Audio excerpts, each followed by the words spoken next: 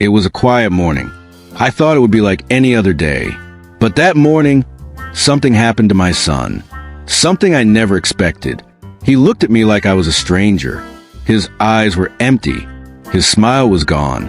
And from that moment, my son was not the same. Before that morning, my son was full of energy. He loved playing outside with his friends. He laughed loudly when he won a game or when his little sister made a funny face.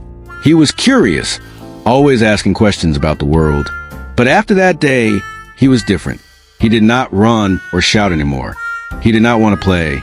He did not even want to eat his favorite foods. I called his name many times, but sometimes he did not answer. When he did, his voice was quiet, soft, like he was scared. I tried to talk to him. What is wrong? I asked, are you hurt? Are you sick? He looked at me but said nothing. One evening, I found him sitting on the floor of his room, staring at the wall. The room was dark. Only a small light from the window came in. He did not move when I walked in. Son, I said softly. He did not blink. His eyes were empty. It felt like I was looking at someone I did not know. I wanted to hold him, to tell him everything would be okay, but he pulled away. That night, I cried in my own room. My heart felt heavy. What had happened to my son? Was he still there? Would he come back? The next day, I decided to take my son to the doctor. I did not know what to do anymore. I needed help. At the clinic, the doctor listened carefully. He asked many questions about my son, how he slept, what he ate, if he talked much, and if he seemed sad. The doctor was quiet for a moment. Then he said, "Your son is not just sad. He is sick inside. This is called depression." I did not understand the word. Depression? I asked. The doctor explained slowly. Depression is like a deep sadness. It is more than just being sad for a day or two. It stays for a long time. It makes it hard for people to enjoy life or do simple things. I looked at my son again. He sat quietly, not looking at anyone. The doctor said, "This sickness can happen to anyone. It is not their fault, but it can be helped with medicine and talking to someone who knows how to help." I felt a mix of fear and hope. Fear because my son was sick. Hope because maybe now we could help him. The doctor gave us papers with names of counselors and medicines. "We will work together," the doctor said. "Your son can get better." I held my son's hand tightly. I wanted to believe those words. But I still did not know what would happen next. After the doctor's visit, we tried to help my son as much as we could, but it was not easy.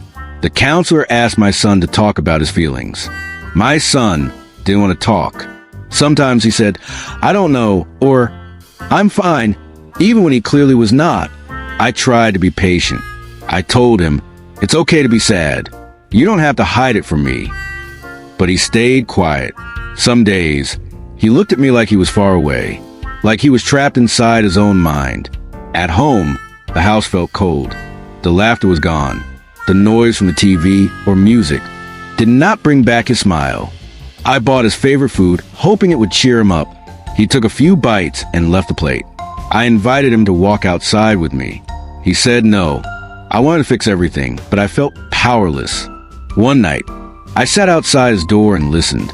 I heard him sigh and move, but he did not say a word. I prayed for a sign, for a moment that would tell me my son was still there. Helping him was hard. Sometimes I felt angry, confused, and very tired, but I knew I had to keep trying. For him, for us. Weeks passed. Some days were very dark. I felt like I was losing my son. Then, one afternoon, I found a small note on the kitchen table. It was folded carefully. I opened it slowly. The note was for my son. It said, "Mom, Dad, I am scared. I feel alone. I don't know how to ask for help, but I want to try. Please don't give up on me." I read the note again and again. Tears fell down my cheeks. For the first time in many weeks, I saw a small light, a hope. I showed the note to my wife. She held me tight. That night, we sat with our son and told him we loved him. We told him we would be with him every step. He did not say much, but he looked at us differently. Maybe he was ready to fight his sickness. Maybe we could fight it together. After my son's note, things began to change slowly. We made an appointment with a counselor.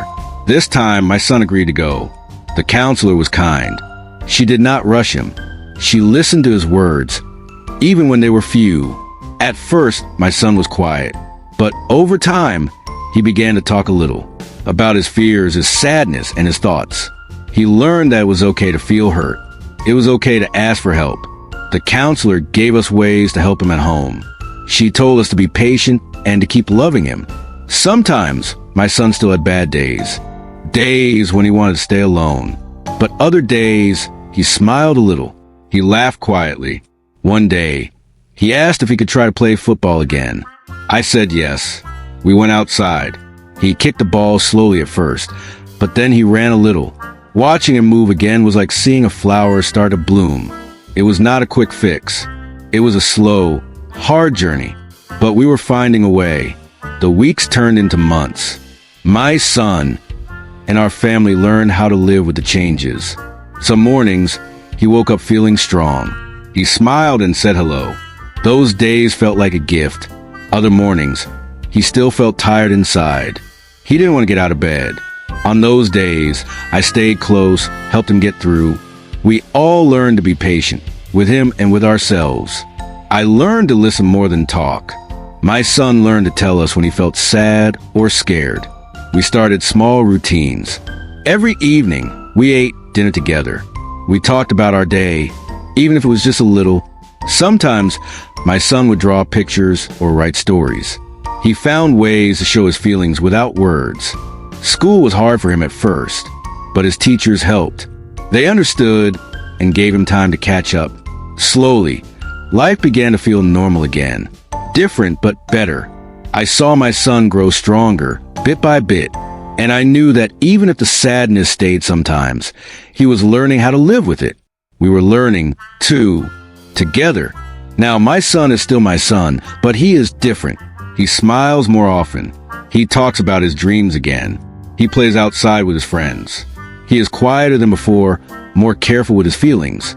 Sometimes, I see the boy he was, full of laughter and energy, but I also see someone who has grown strong in new ways.